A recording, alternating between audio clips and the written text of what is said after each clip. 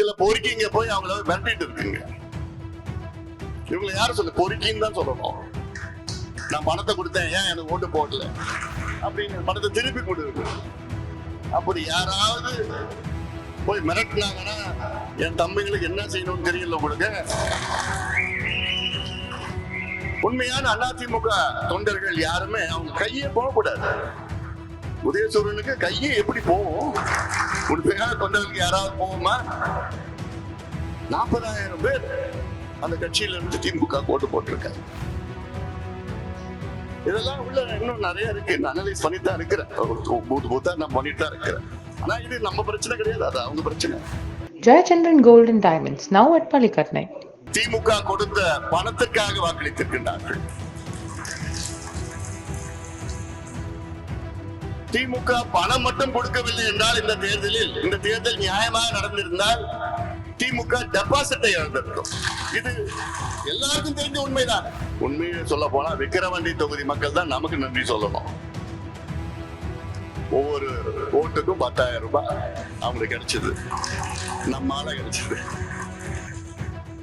மின் கட்டண உயர்வா எடப்பாடி பழனிசாமி எப்படி செய்யலாம்? எங்களுக்கு எல்லாம் ஷாக்கா இருக்குதான், ஷாக் அடிக்குதான், ஷாக்கா இருக்குதான். முதலமைச்சர் அவர்களே, இன்னைக்கு உங்களுக்கு ஷாக் இல்லையா? ஷாக் அடிக்கலையா? எங்களுக்கு அடிக்கலையா? எங்களுடைய இனமான காவலர், சமூக நீதி போராளி மருத்துவர் ஐயா அவர்களுக்கு மனமார்ந்த நன்றி. காரணம், நமக்கு நல்ல ஒரு வேட்பாளர் சி அன்புமணி அவர்களை ஐயா அவர்கள் நமக்கு கொடுத்தார். நம்முடைய வெற்றி வேட்பாளர். வெற்றி என்றால் என் மனதிலே வெற்றி, உங்கள் மனதிலே வெற்றி. நிச்சயமாக வரும் காலத்திலே வெற்றி பெறுவார். அப்படிப்பட்ட ஒரு நல்ல ஒரு வேட்பாளர் அன்புமணி அவர்கள் இந்த இடைத்தேர்தலில் வெற்றி பெற முடியவில்லை என்று எனக்கு வருத்தம் இருக்கிறது. இப்படி ஒரு தகுதியான ஒரு வேட்பாளரை தமிழகம் இழந்திருக்கிறது, இந்த தொகுதி இழந்திருக்கிறது. தேர்தல் பிரச்சாரத்தின் பொழுது வெற்றி பெற்ற திமுக வேட்பாளர் சிவா அவர்களை ஒரு தொண்டன் ஒரு கேள்வியை கேட்டான். ஐயா, எப்பயா மது விலக்கு கொண்டு வர போறீங்கன்னு ஒரு கேள்வி கேட்டான். அதற்கு திமுக வேட்பாளர் சிவா, அதே என்ன கேட்கிற, நீ போய் மேல மத்திய அரசு மோடியை போய் கேளு என்று ஒரு பதில் கொடுத்தார். அதாவது இந்த அடிப்படை அறிவு கூட தெரியாத ஒரு திமுக வேட்பாளர் இங்கே வெற்றி பெற்றிருப்பது, இதுதான் நம்முடைய தலையெழுத்து, தமிழக மக்களுடைய தலையெழுத்து. மது விலக்கு என்பது, மது சார்ந்த பிரச்சனைகள் எல்லாம் மாநில அரசினுடைய கடமை. மாநில பட்டியலில் இருக்கிறது, மாநில அரசுதான் முடிவு செய்ய வேண்டும். அந்த அடிப்படையில் தான் இன்று நம்முடைய பிரதமர் மோடி அவர்கள் குஜராத்தின் முதலமைச்சராக இருந்த நேரத்தில் முதல் முறையாக ஒரு மாநிலத்தில் மது விலக்கை கொண்டு வந்தவர் பிரதமர் மோடி அவர்கள் தான். அதன் பிறகு பீகார் முதலமைச்சர் நிதிஷ்குமார் அவர்கள் பீகாரிலும் மது விலக்கை கொண்டு வந்தார். ஜம்மு காஷ்மீரிலே ஒரு பகுதியில் இருக்கிறது. இதை கூட தெரியாத ஒரு வேட்பாளரை திமுக நிறுத்தியிருக்கிறது. இதுதான் திமுக, இவ்வளவுதான் திமுக. இந்த தேர்தல் ஒரு பக்கம் பாட்டாளிகள், மற்றொரு பக்கம் பணக்காரர்கள். இந்த தேர்தலில் திமுகவுக்காக மக்கள் வாக்களிக்கவில்லை, திமுக கொடுத்த பணத்திற்காக வாக்களித்திருக்கின்றார்கள். திமுக பணம் மட்டும் கொடுக்கவில்லை என்றால் இந்த தேர்தல் நியாயமாக நடந்திருந்தால் திமுக டெபாசிட்டை இழந்திருக்கும். இது எல்லாருக்கும் தெரிஞ்ச உண்மைதான். டெபாசிட்டை இழந்திருக்கும். ஆர்கே நகர் சட்டமன்ற இடைத்தேர்தலில் அப்பொழுது எதிர்கட்சி திமுக அந்த சட்டமன்ற இடைத்தேர்தலில் பெற்ற வாக்குகள் 27,000. டெபாசிட்டை இழந்த திமுக அன்று எதிர்கட்சி. அதே போன்று கடந்த ஆண்டு ஈரோட்டில் நடந்த இடைத்தேர்தல் அப்பொழுது அதிமுக எதிர்கட்சி 43,000 வாக்குகளை பெற்றது அதிமுக. ஆனால் நாம் ஆளும் கட்சியாவும் இல்ல, எதிர்கட்சியாவும் இல்ல. ஆனால் கடுமையாக உழைத்து நாம் பெற்ற வாக்குகள் 56,300 வாக்குகளை பெற்றோம்.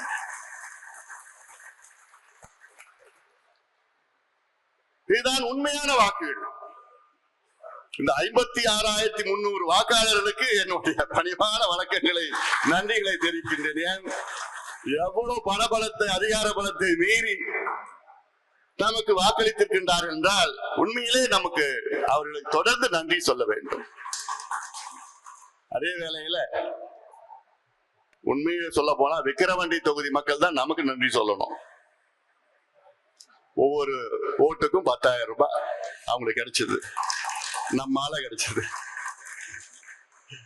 ஏன்னா நம்ம ஏதோ வந்தோமா, ஏதோ தேர்தலில் போட்டிட்டோமா, ஏதோ போனோமா, சுத்தி வந்தோமா போனோமான்னு கிடையாது. கடுமையாக களத்திலே இறங்கி இங்க மேடையில எல்லாம் இருக்கிறாங்க, பெருந்தலைவர்களா இருக்கிறாங்க, மன்மதராசா இருக்கிறார். இது போன்ற ஒவ்வொரு 10 நிர்வாகிகளை களத்துல அங்கேயே தங்கி அவங்க சார்ந்த நிர்வாகிகள் டிஎம்டி எல்லாம் பேர், திருக்கச்சூரில் எல்லாம் எல்லா பேர் சொல்லிட்டு இருக்கோம். அங்கேயே தங்கி 15 நாள் 20 நாள் அவ்வளவுதான் கடுமையாக வீடு வீடாக சென்று பிரச்சாரத்தை செய்து மக்களுக்கு தைரியத்தை கொடுத்தோம். தேர்தல் முடிந்த பிறகும் இன்றும் தைரியத்தை கொடுத்துக் கொண்டிருக்கின்றோம். சில பொறுக்கிங்க போய் அவங்கள மிரட்டிட்டு இருக்குங்க. இவங்களை யாரும் சொல்ல, பொறுக்கின்னு தான் சொல்லணும். நான் பணத்தை கொடுத்தேன், ஏன் எனக்கு ஓட்டு போடல அப்படின்னு பணத்தை திருப்பி கொடுங்க. அப்படி யாராவது போய் மிரட்டினாங்கன்னா என் தம்பிங்களுக்கு என்ன செய்யணும்னு தெரியல உங்களுக்கு. இதுக்கு மேல என்ன பாக்குறது? அதனால்தான் ஆனாலும் இந்த தொகுதி மக்களை நான் குறை சொல்ல போவது கிடையாது. நான் இந்த சென்னையில் நடந்த பேட்டியிலும் நான் சொன்னேன். ஏன்னா இந்த தொகுதி மக்கள் பாவப்பட்ட மக்கள். விக்கிரவாண்டி சட்டமன்ற தொகுதி என்பது தமிழ்நாட்டில் மிக மிக மிக மிக மிக மிக பின்தங்கிய தொகுதி. இந்த மாவட்டம் மிக மிக மிக மிக பின்தங்கிய மாவட்டம், குடிசைகள் நிறைந்த மாவட்டம், கல்வி இல்லாத மாவட்டம், வேலை வாய்ப்பு முற்றிலும் இல்லாத மாவட்டம், தொழிற்சாலைன்னு எதுவும் கிடையாது. தனிநபர் வருமானம் தமிழ்நாட்டில் மிக குறைவு. ஹியூமன் டெவலப்மெண்ட் இண்டிசஸ் இருக்கு, அதுல எல்லாம் பார்த்தா கடைசியில இருக்கு. ஆனா ஒண்ணுத்துல மட்டும்தான் முதல்ல இருக்கு. டாஸ்மாக் விற்பனை, மது விற்பனை செய்கின்ற, அதாவது முதல் இடத்தில் இருக்கிற விழுப்புரம் மாவட்டம். கள்ளச்சாராயம் ஆறாக ஓடுகின்ற மாவட்டம், கஞ்சா தெருவாக விற்கின்ற மாவட்டம். இப்படிதான் இந்த மாவட்டம். இந்த மாவட்டத்துல மக்கள் என்ன செய்வாங்க? அவங்களுக்கு 500 ரூபாய் பெரிய பணம். ஆனா இவங்க கொடுத்தது 10,000 ரூபாய் கொடுத்திருக்கிறான். 6,000 ரூபாய் பணமா கொடுத்தான், 4,000 ரூபாய் பொருளா கொடுத்தான். மக்களை நான் தப்பு சொல்ல மாட்டேன். நம்மை இவ்வளவு காலமாக ஆட்சி செய்து நம்மை வாழ விடாமல், முன்னேற்ற விடாமல், அடிமைகளாக, கூலிகளாக வைத்திருக்கின்ற இந்த கட்சிகளை தான் நான் குறை சொல்லுவோம். அவருடைய நிலை இப்படித்தான் இருக்கிறது. திமுகவுடைய நிலைப்பாடு என்ன? இந்த மக்கள் படிக்க கூடாது, வேலைக்கு போக கூடாது, குடிக்கணும், குடிசையில் இருக்கணும், கூலி வேலை செய்யணும், ரோடு போடணும், விவசாயம் பண்ணணும், கொத்தனார் வேலை செய்யணும், இந்த வேலை தான் செய்யணும். இவங்க படிச்சாங்கன்னா அவங்க ஓட்டு போட மாட்டாங்க, விவரம் ஆயிடுவாங்க. அந்த எண்ணத்துலதான் திமுக உடைய டிஎன்ஏ அதுதான். திமுக டிஎன்ஏ என்ன? இதுதான். மக்களை முன்னேற்ற கூடாது, மேடையில பேசணும், மேடையில பேசிக்கிட்டே இருக்கணும். தேர்தல் வந்ததுன்னா கொள்ளடிச்ச பணத்தை கொடுக்கணும். இதுதான் இந்த தேர்தலில் நடந்தது. ஆனாலும் நமக்கு 56,000 வாக்குகள் பெற்று நம்முடைய கௌரவத்தை மீட்டெடுத்த விக்கிரவாண்டி தொகுதி மக்களுக்கு என்னுடைய நன்றிகளை இந்த நேரத்தில் நான் தெரிவிக்கின்றேன். சுத்தமான வாக்குகள் நாம் பெற்றோம். சுத்தமான தூய்மையான வாக்குகள், உண்மையான வாக்குகள், நேர்மையான வாக்குகளை நாம் பெற்றிருக்கின்றோம். இந்த வாக்குகள் வருகின்ற தேர்தலுக்கு ஒரு அடித்தளமாக, மக்கள் மற்ற தொகுதியில் உள்ள மக்களுக்கு, நிர்வாகிகளுக்கும் ஒரு தைரியம் கொடுக்கின்ற வாக்குகள். இவ்வளவு பணபலம் திமுகவில் பாத்தீங்கன்னா 34 அமைச்சர்கள் இருக்கிறாங்க. அந்த 34 அமைச்சர்கள் 25 அமைச்சர்கள் அந்த கிராமத்துல தங்கிட்டு இருந்தாங்க. 8 அமைச்சர்கள் வந்துட்டு போயிட்டு இருந்தாங்க. ஆக மொத்தம் 33 அமைச்சர்கள் களப்பணியாற்றினார்கள் திமுகவில். 125 எம்எல்ஏக்கள் இங்கேயே தங்கிட்டு இருந்தாங்க. சட்டமன்றம் 4 நாளுக்கு அதுக்கப்புறம் எல்லாம் இங்கே வந்து தங்கிட்டாங்க. 30க்கும் மேற்பட்ட நாடாளுமன்ற உறுப்பினர்கள், மாவட்ட பெருந்தலைவர்கள், ஒன்றிய பெருந்தலைவர்கள், ஒன்றிய கவுன்சிலர்கள் எல்லாம் வந்து பாத்தீங்கன்னா எல்லா சாயங்காலத்துல போய் பார்த்தா காரா நின்றுட்டு இருக்கும். நானும் சுத்தி சுத்தி வந்து பார்த்தேன், என்னடா பண்றானுங்க இவனுங்க. ஒண்ணும் இல்ல, ஒரு வீட்லயும் ஓட்ட கேட்கல அவங்க. ஆனா கார் பார்த்தா 15-20 கார், வெள்ளை கலர் கார், ஃபார்ச்சுனர் தான் எல்லாம். என்னவா ஃபார்ச்சுனர், கிறிஸ்டா 15 கார் இந்த சந்தில நிக்குது. எதுக்குடா? இல்லைங்க திமுக கார். என்னடா பண்றாங்க? இல்லைங்க சும்மா உட்கார்ந்துட்டு இருக்கான். அவனுடைய வேலை என்ன? அவன் வந்து காலையில வந்து உள்ளே நான் அட்டெண்டன்ஸ் கொடுக்கணும், மத்தியானம் போய் ஒரு குவார்டர் போடணும், ராத்திரி ஒரு ஆஃப் பிரியாணி தூங்கிட்டு அடுத்த நாள் காலைல வந்து காரை வந்து நிறுத்துறான். இதுதான் இவங்களுடைய தேர்தல் பிரச்சாரம். ஆனா நம்ம இங்க இருக்கின்ற என் தம்பிகள், என் அண்ணன்கள், சகோதரிகள்லாம் விடுவிடா தெரு தெருவா போய் வீட்டுல போய் ஓட்டு போடுங்க, உங்க மான மரியாதை காப்பாற்றணும், ஓட்டு போடுங்க, ஓட்டு போடுங்க. அதனால்தான் இவ்வளவு வாக்குகளை நாம் பெற்றோம். இதற்கு முன்பு நடந்த இடைத்தேர்தல் எல்லாம் ஆண்ட கட்சி, ஆளுங்கட்சி, இந்த எதிர்கட்சி எல்லாமே பெறாத வாக்குகளை நாம் பெற்றோம். இந்த தேர்தலில் நாம் பெற்றோம். இன்னொரு செய்தி, கடந்த நாடாளுமன்ற தேர்தலில், நடந்து முடிந்த நாடாளுமன்ற தேர்தலில் இந்த தொகுதியில அதிமுக பெற்ற வாக்குகள், இந்த சட்டமன்ற தொகுதியில் பெற்ற வாக்குகள் 66,000 வாக்கு. இந்த 66,000 வாக்குகள் என்ன ஆயிற்று? ஒரு கேள்விக்குறி. அதாவது உண்மையில எம்ஜிஆர் அவர்கள் அதிமுகவை தொடங்கிய காரணமே திமுக எதிரி, திமுகவை ஒழிக்க வேண்டும் என்ற நோக்கத்திலே தான் எம்ஜிஆர் அவர்கள் கட்சியை தொடங்கினார். அதை ஜெயலலிதா அம்மையார் அவர்கள் அதை கடைபிடித்தார்கள். உண்மையான அதிமுக தொண்டர்கள் யாருமே அவங்க கையே போகக்கூடாது. உதயசூரனுக்கு கையே எப்படி போகும்? உண்மையான தொண்டர்களுக்கு யாராவது போவோமா? பாராளுமன்ற இருக்கிறோம், ஐயா யார் சொல்றாரோ அவங்களுக்கு தான் ஓட்டு போடுவோம். அதை மீறி கை எங்கேயாவது போகுமா? எங்கேயாவது கை போகும் ஓட்டு போடுறதுக்கு?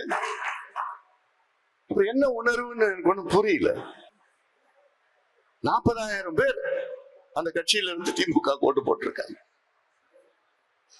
இதெல்லாம் உள்ள இன்னும் நிறைய இருக்கு, அனலைஸ் பண்ணித்தான் இருக்கிறேன், பூத்தா நான் பண்ணிட்டு தான் இருக்கிறேன். ஆனா இது நம்ம பிரச்சனை கிடையாது, அது அவங்க பிரச்சனை. ஆனால் நாம், இது ஒரு இடைத்தேர்தல், அவ்வளவுதான். இது வந்து என்னை ஆங்கிலத்தை சொல்ல ஃப்ரீக் எலெக்ஷன் சொல்றது. இது பொது தேர்தலுக்கு இதுக்கு சம்பந்தம், இடைத்தேர்தல். ஆனா இதை வச்சுக்கிட்டு சென்னையில டிவியில டெலிவிஷன்ல போய் ஆய்வு பண்ணிட்டு இருக்கான் சில பேர். இந்த பர்சன்டேஜ் இவ்வளவு வந்துருச்சு, இப்படி வந்துருச்சு, அப்படி வந்துருச்சு, இதனால இவ்வளவு குறைஞ்சு போச்சு, இதனால இவங்க முழுக்க போச்சு, அடுத்த எலெக்ஷன் இவ்வளவுதான் வரும், இவங்களுக்கு இவ்வளவுதான் சீட்டு கிடைக்கும், இவ்வளவுதான் பேசுவாங்க, இப்படி எல்லாம் போய் இதை வச்சுக்கிட்டு காசு கொடுத்து வாங்கினாங்க, அவ்வளவுதான் முடிஞ்சு போச்சு. இதுக்கு போய் அனலைஸ் பண்ணிக்கிட்டு விவாதம் பண்ணிக்கிட்டு இதுல போய் அரசியல் ஆராய்ந்து அலைச்சலிட்டு இருக்காங்க. காசு கொடுத்தாங்க, வந்து அள்ளிட்டு போயிட்டாங்க, முடிஞ்சு போச்சு. அடுத்த தேர்தலில் இவ்வளவு பண்ண முடியுமா? அமைச்சர் எல்லாம் 30-50 அமைச்சர் வர முடியுமா? ஒண்ணும் பண்ண முடியாது. நம்ம தான் இருக்க போறோம் களத்துல, வேற யாரும் இருக்க போறது இல்லையா? நான் சொல்றேனே, நேர்மையான முறையில தேர்தல் நடந்தால், பணம் இல்லாம தேர்தல் நடந்ததுன்னா திமுக டெபாசிட்டை இழந்திருக்கும். அது உறுதியாக, ஏன்னா அந்த அளவுக்கு மக்கள் மீது கோபத்தில் இருக்கிறார். முதலமைச்சர் நேற்று ஒரு அறிவிப்பு வந்தது, மின் கட்டண உயர்வு 4.83 விழுக்காடு, அதாவது கிட்டத்தட்ட 5% உயர்த்திருக்கின்றார்கள். இது வணிக நிறுவனத்துக்கு மட்டும் கிடையாது, தொழிற்சாலைகள் மட்டும் கிடையாது, வீடுகளுக்கும். இதுதான் ரொம்ப மோசமானது. இந்த 2 ஆண்டு காலத்தில் 3 முறை மின் கட்டணத்தை உயர்த்திருக்கின்றார் மு.க. ஸ்டாலின் அவர்கள். இவர் எதிர்கட்சியா இருந்தப்போ பேசுறார் டிவியில, மின் கட்டண உயர்வா, எடப்பாடி பழனிசாமி எப்படி செய்யலாம், எங்களுக்கு எல்லாம் ஷாக்கா இருக்குதான், ஷாக் அடிக்குதான், ஷாக்கா இருக்கான். ஏன் முதலமைச்சர் அவர்களே, இன்னைக்கு உங்களுக்கு ஷாக் இல்லையா? ஷாக் அடிக்கலையா? எங்களுக்கு அடிக்குதியா? சாதாரண மக்களுக்கு அடிக்குதியா? சென்னையில ஒருத்தர் 5800 ரூபாய் சம்பளம் வருமானம், 2 பசங்க வச்சிருக்கிறாரு. அவர் எங்க போவாரு? அவர் வாங்கின சம்பளத்துல 1000 ரூபாய் மின் கட்டணத்துக்கு தான் போகுது. ஏற்கனவே ஏழ்மையில இருக்கிறாங்க. கொரோனா பிறகு வாழ்வாதாரம் கிடையாது, வருமானம் கிடையாது, எல்லாம் முடிஞ்சு போச்சு. இப்படி ஒரு ஆட்சி இங்கு நடைபெற்றுக் கொண்டிருக்கிறது. நான் நேற்று கூட ஒரு அறிக்கை விட்டேன், கேள்வி கேட்டோம். 2 ஆண்டுகள்ல 3 முறை மின் கட்டண உயர்வு. அப்போ பார்த்தா 31,500 கோடி ரூபாய் ஆண்டு வருவாய், கூடுதலான வருவாய் தமிழக அரசு பெற்றிருக்கிறது. இந்த மின் கட்டண உயர்வால் 6000 கோடி ரூபாய் இந்த ஆண்டு பெற இருக்கிறது. ஆனா என்ன தொடர்ந்து சொல்லிட்டு வராங்க, மின்சாரத்துறை நட்டத்துல போயிட்டு இருக்குன்னு. அப்ப எப்படிதான் லாபத்துல நீங்க இயங்குவீங்க? ஏன் நட்டத்துல போயிருக்கு? 31,000 கோடி, இப்போ 6,000 கோடின்னா கிட்டத்தட்ட 37,000 கோடி கூடுதல் வருவாய். கூடுதல் வருவாய் எவ்வளவு நட்டம்னா 10,000 கோடி நட்டம் சொன்னானுங்க. இன்னைக்கும் அதே 10,000 கோடி நட்டம் சொல்லிட்டு இருக்கிறாங்க. அப்பதான் என்னன்னா கொள்ளடிச்சிட்டு இருக்கிறாங்க. நிர்வாக திறமை கிடையாது. இதையெல்லாம் நிச்சயமாக இன்னும் கொஞ்சம் அதிக அளவில் வெளிப்படுத்த இருக்கின்றோம். நேற்று காவிரி பிரச்சனை சம்பந்தமா முதலமைச்சர் ஒரு கூட்டத்தை நடத்தினார்கள். நேற்று முன்தினம் ஒரு அறிவிப்பு வந்தது. இந்த கூட்டம் துரைமுருகன் நீர்வளத்துறை அமைச்சர் தலைமையிலே நடைபெறும் என்று ஒரு அறிவிப்பு வந்தது. அப்பொழுது நான் சொன்னேன், தமிழ்நாட்டை சார்ந்த மிகப்பெரிய பிரச்சனை, முக்கியமான பிரச்சனை, இது முதலமைச்சர் தான் தலைமையேற்க வேண்டும் என்று நான் அப்பொழுது சொன்னேன். அதே போன்று நேற்று காலையிலே ஒரு அறிவிப்பு, முதலமைச்சர் தலைமையில் தான் இந்த கூட்டம் நடைபெறும் என்று சொன்னார்கள்.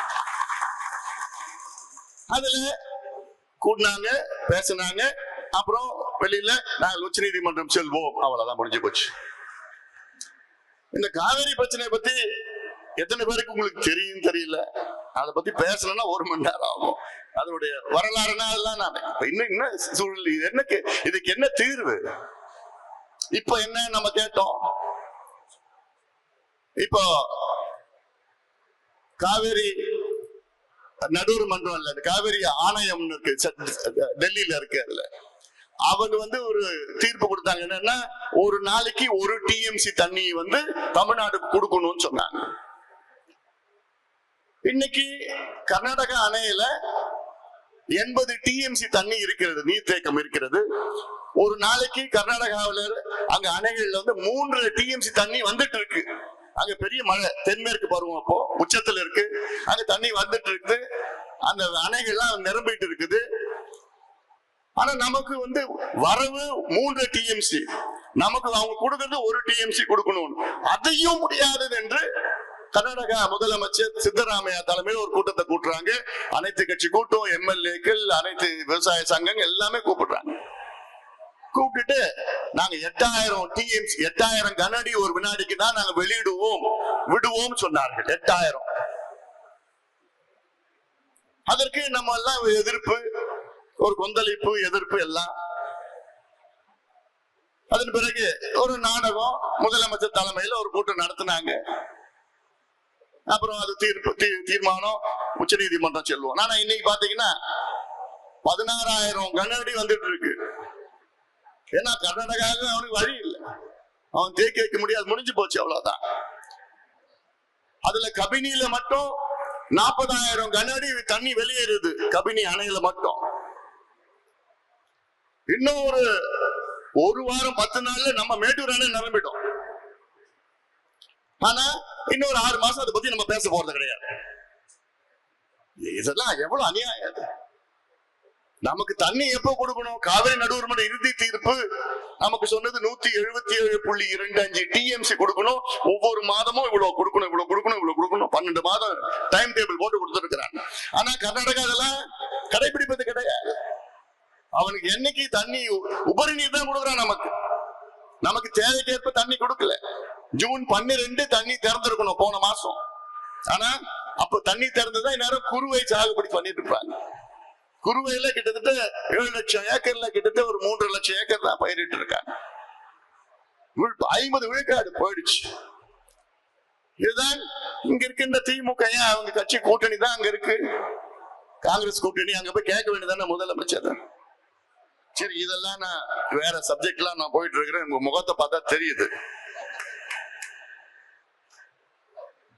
பாலு அவர்கள் சொன்னது போன்ற,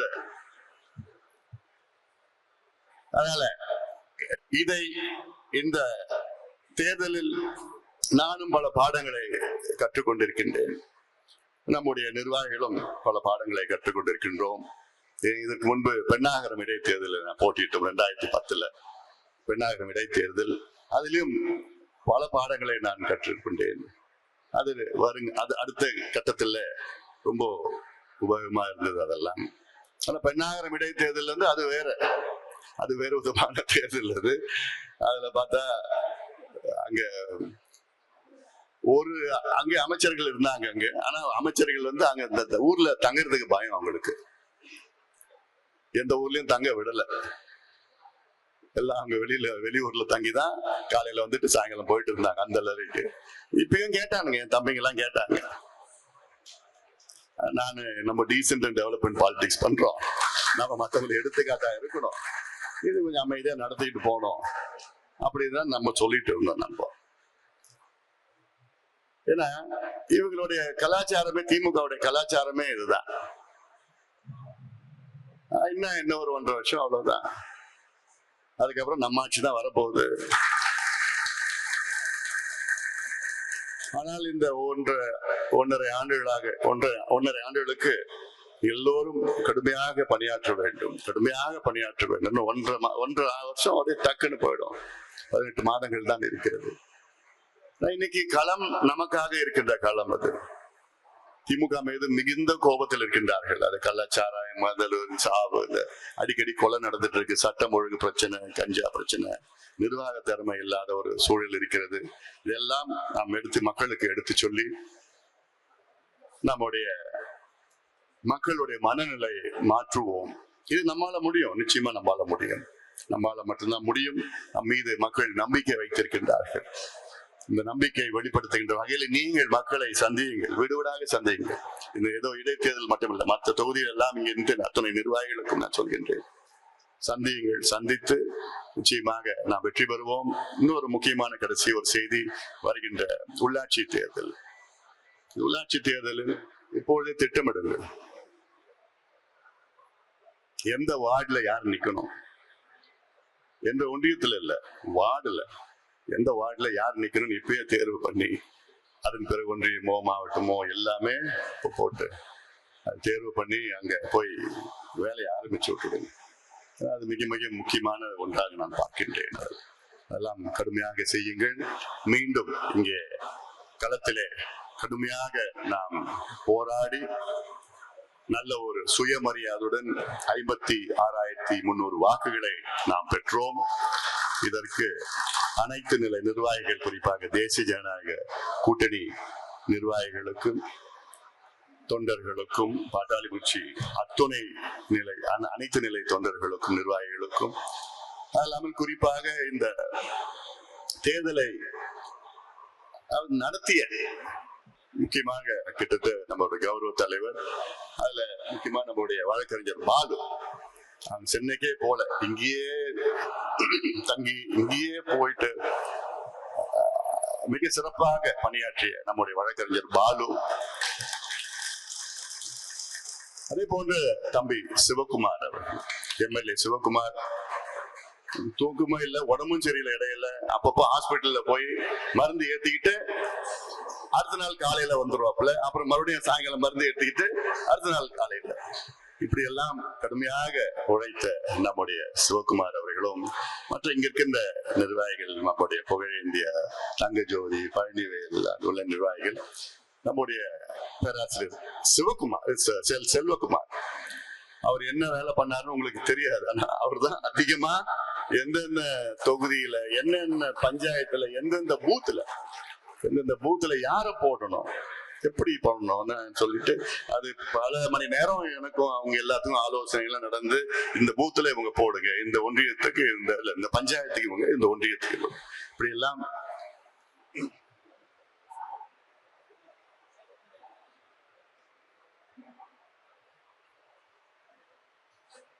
இப்படியெல்லாம் கடுமையாக அனைத்து நிலை நிர்வாகிகளும் கடுமையாக உழைத்தார்கள், திட்டமிட்டார்கள். அனைவருக்கும் என்னுடைய நன்றிகளை தெரிவிக்கின்றேன். வருகின்ற 19ஆம் தேதி அன்று சென்னையில மின் கட்டண உயர்வுக்காக ஒரு பாட்டாளி மக்கள் சார்பிலே ஒரு ஆர்ப்பாட்டம் வைத்திருக்கின்றோம். அதற்கு நீங்கள் எல்லோரும் அங்கே வாருங்கள். யார் யார் முடியுமோ வாங்க வந்து, ஏன்னா நம்முடைய கோபத்தை வெளிப்படுத்த வேண்டும். எனக்கெல்லாம் அவ்வளவு கோபமா இருக்கு. இவங்க நிர்வாக திறமை கிடையாதனால நம்ம மக்களை ஏன் நீங்க தண்டிக்கணும்? இவ்வளவு வருமானம் வருது, ஆனா இவங்க கொள்ளடிச்சு மக்களுக்கு ஏன் தண்டனை கொடுக்கணும்? அது ஒண்ணு. அடுத்தது இந்த முக்கியமா நம்ம எடுக்க இருக்கின்றது சாதிவாரி கணக்கெடுப்பு. அதற்கு பல கட்ட போராட்டங்களை நடத்திருக்கின்றோம். ஏன்னா இந்த சாதிவாரி கணக்கெடுப்பு நடத்தினால்தான் தமிழ்நாட்டில் 69 விழுக்காடு இடஒதுக்கீட்டை நாம் காப்பாற்ற முடியும். இது உச்ச நீதிமன்றத்திலே ஒரு கத்தி